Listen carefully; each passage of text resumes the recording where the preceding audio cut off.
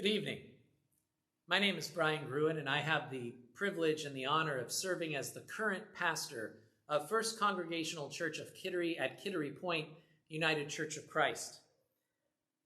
On the evening of November 4th, 1714,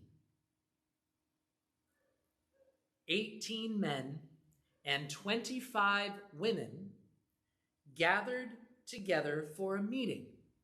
And at that meeting, they signed the covenant that established this church here in Kittery Point. This isn't where it happened. It would take a few years of organizing and fundraising and actually building this building in 1730. But this is almost exactly when it happened. On an evening just like this, 307 years ago. What I'm about to read to you comes from Constance Billings, a member of our church, a longtime historian who is, it sounds like, almost single-handedly responsible for gathering a lot of the historical knowledge that we have of our church. And what I'm about to read comes to us from a Lamplighter article that she wrote many years ago. She describes what the parish of Kittery looked like in the late 1600s. Town authorities were in charge of seeing to it that religious meetings were held and the Sabbath observed properly.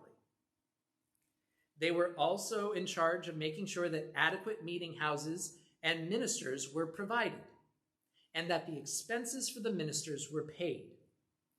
The parish boundary lines were set up by the town, and every person living within those boundaries, at the time, it was basically everything we would consider to be southern Maine. Every person living within those boundaries was considered a member of that parish. In 1694, they brought to the town a Mr. John Newmarch, a Harvard graduate who at first preached on alternate Sabbaths at the house of Captain William Fernald and at Long Ranch on the easterly side of Spruce Creek. Mr. Newmarch also taught school. In 1714, approximately 200 years after Martin Luther and his followers rebelled against the activities of the Roman Catholic Church, and 100 years after the first settlements were established in Kittery, the inhabitants of the lower parish, Kittery and Kittery Point, they decided it was time to set up their church as an incorporated body. Accordingly, beginning in March 1714, meetings were held to draw up a petition to be presented at the General Court of Massachusetts, under whose jurisdiction Maine fell, and to have the town draw up definite boundary lines for the parish. Plans were made for a meeting on November 4th, 1714. On this evening, the First Church of Kittery gathered in the presence of the reverends, elders, and messengers. Today we call them delegates. But they were the messengers of the churches of Portsmouth and Newcastle, New Hampshire, as well as York, Wells, and Berwick in Maine. It was at that meeting the ordination of Mr. John Newmarch took place. A confession of faith, 35 articles long, had been drawn up, and a covenant prepared by Mr. Newmarch was signed by 18 men and 25 women. Mrs. Billings notes in another one of her writings, the names affixed to that petition are familiar to all of us. They are the names of families still making their homes around the old meeting house and the names of surrounding landmarks. Among these names were Adams, Barter, Curtis, Crockett, Cutt, Dennett, Fernald, Ford, Hammond, Mitchell, and Rice. The history of the church and of the town are intricately interwoven. That's what Mrs. Billings wrote. This is where we come from. And when I say we, I don't just mean this particular congregation. This short story reveals a shared heritage for our entire nation. The history of church and democracy and America, the history of injustice and the ongoing battle to celebrate all humans as God's beloved people, equally deserving of life, liberty, joy, love, safety, autonomy. All of these things are intricately interwoven. To celebrate our heritage, our church is spending this month of November in 2021 calling upon the deepest shared identity of everyone who calls this place their spiritual home. Friends, we are stewards. We are all stewards of a sacred inheritance. Stewardship is how we practice caring for something that doesn't belong to us. In our deepest hearts, we all know that nothing in this world truly belongs to us. Whether it be our treasure, our buildings,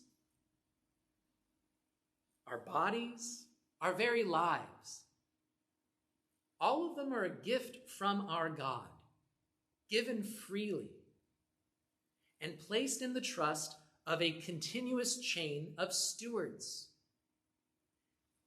People who care for these gifts and help shepherd them through the world, ensuring that the present world and future generations inherit all the sacred gifts that God intends for God's people.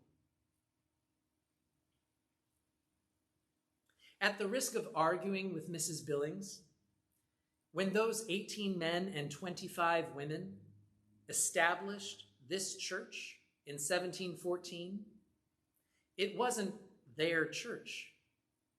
It was Christ's church in this place, and it still is.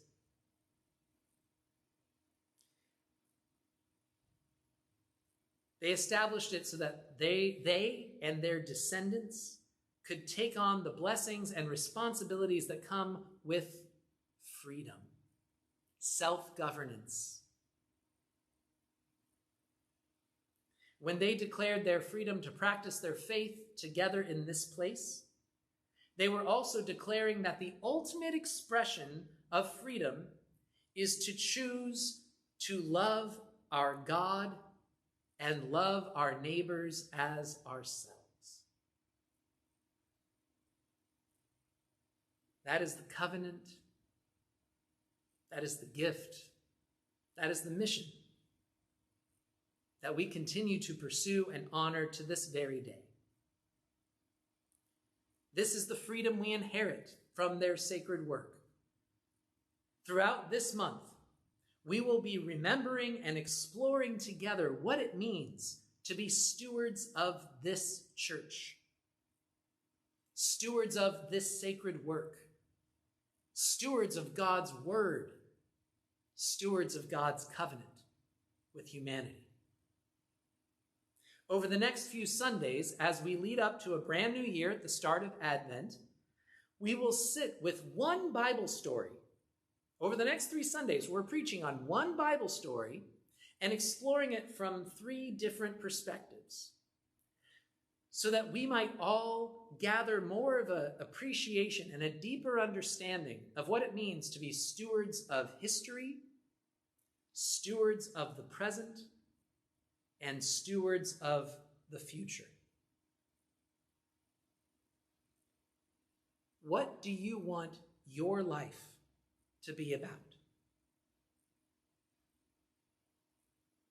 How do you choose to care for the sacred gifts that God has given you to care for? As we all live in a time that gives us a universe of choices for how to spend our time, what do you choose to do with this one short, precious life? You are invited to reflect and collaborate with us every Sunday, in person or online, as we learn how to do this work together. And as we receive all the blessings of a free life lived well. We hope to see you soon. And until then, happy birthday, church. You really don't look a day over 232. I hope you are able to rest in peace this evening. I hope that God brings dreams and visions to your mind. And I hope you'll share those dreams and visions with us in the days and weeks to come, so that we find our way through this very peculiar moment in history as God's people doing God's work. Good night.